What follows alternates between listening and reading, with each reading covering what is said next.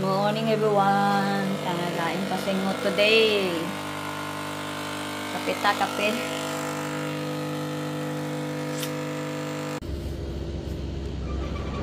Sarap ng init.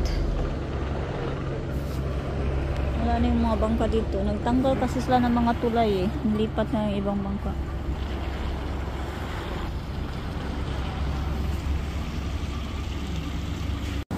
Maglakad pa tayo ng medyo malayo kasi wala dito yung isang bangka. Hindi naman sinabi, hindi naman kinlaro kung nasaan yung isang bangka.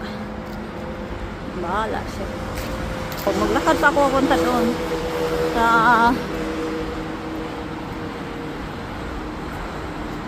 ganda dito oh. Ganda na ng kulay ng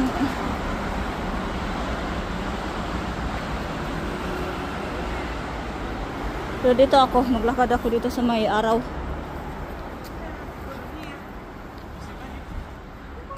So, yan na food.